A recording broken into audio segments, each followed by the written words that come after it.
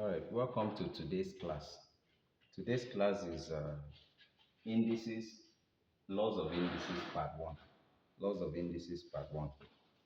Please, if you are just coming across my video for the first time, do well to click on the subscription button so that you can always get notified whenever I drop a new video. So we want to look at laws of indices. And then we have the first one, x raised to power n times x raised to power n is equal to x raised to power n plus m. What this law simply means is that when the bases are the same, the base here is x and the base here is x. So when the bases are the same and it is multiplication, you add their powers. So the power here is n, the power here is n. Since the bases are the same, you add their powers. So we call that multiplication law. When the bases are the same, you add their powers. The second one is division law.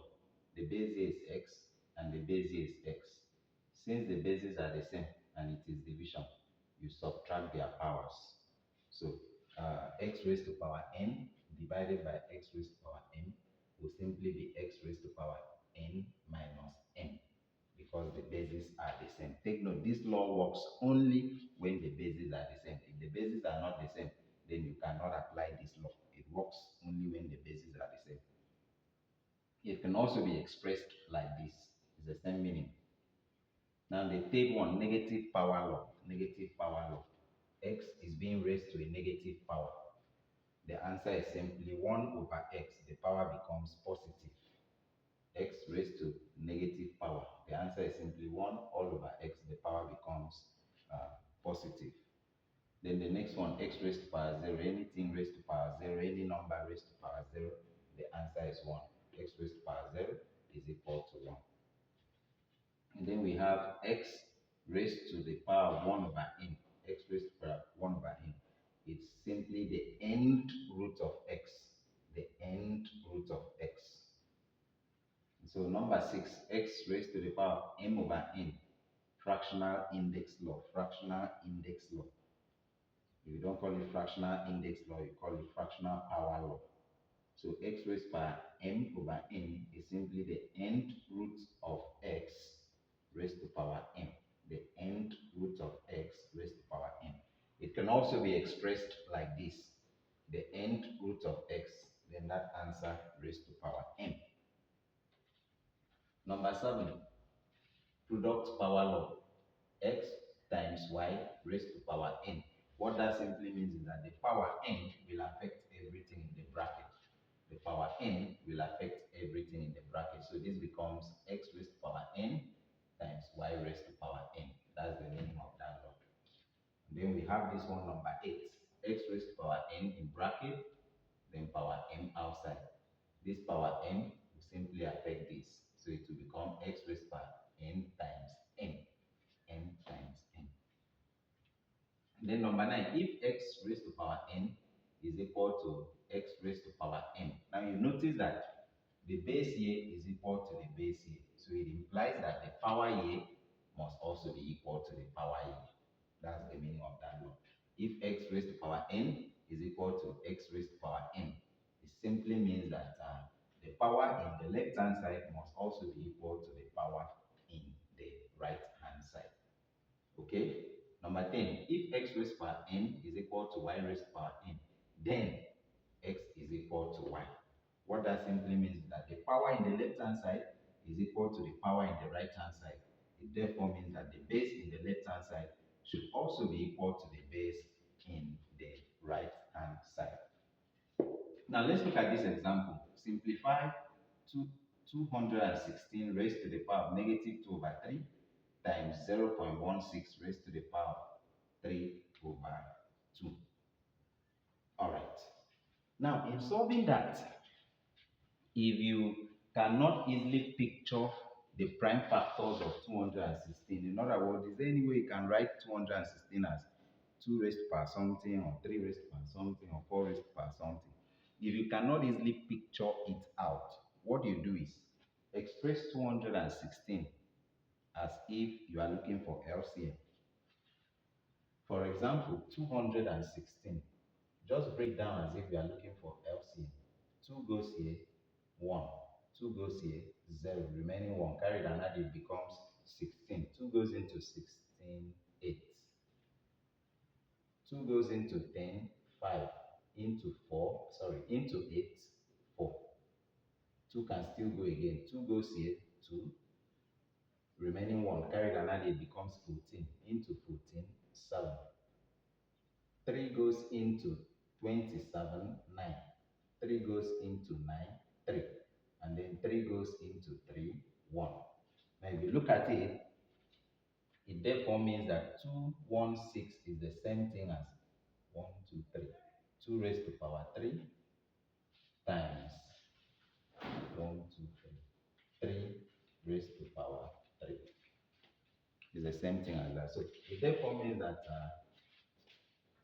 216 raised to the power of minus 2 over 3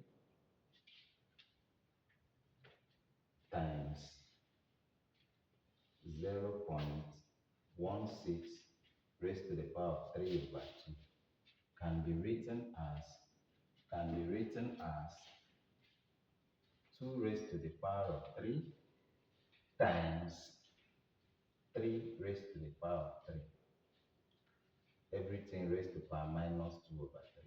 Then times 0.16 is the same thing as 16 over 100 raised to the power of 3 over 2. Raised to the power of 3 over 2. Alright. So if you look at this, anytime you are given a question on indices, it will always resemble one of the laws. It will always resemble one of the laws. So if you look at this, it resembles one of these laws.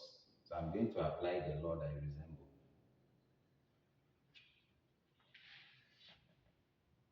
The power here, the same, you can factorize it outside to have this. Meaning this is 2 raised to power 3, this is 3 raised to power 3. The powers are the same. I can take the power outside. It's similar to this law. The power here is n, the power here is n. You can take it outside to have this. So that's what I've done there. Then there is already power minus 2 over 3. Then times 16 is the same thing as 2 raised to power 4. It's the same thing as 2 raised to power 4. Or you can still keep it as 4 raised to power 2. 4 raised to power 2. 100 is 10 raised to power 2. Then there is already power 3 over 2 here. Now this 3 will cancel this 3. 2 times 3 is 6. So this will be 6 raised to the power of minus 2 times power 2, power 2. I can factorize it out since they have power 2 in common to have 4 over 10. Take the power 2 outside, is the same thing, times 3 over 2. 6 raised to power minus 2, negative power law, simply means 1 over 6 raised to power 2 times, these 2 will cancel this, and then 2 goes here 2, 2 goes here 5, so we are left with 2 over 5 raised to power 3.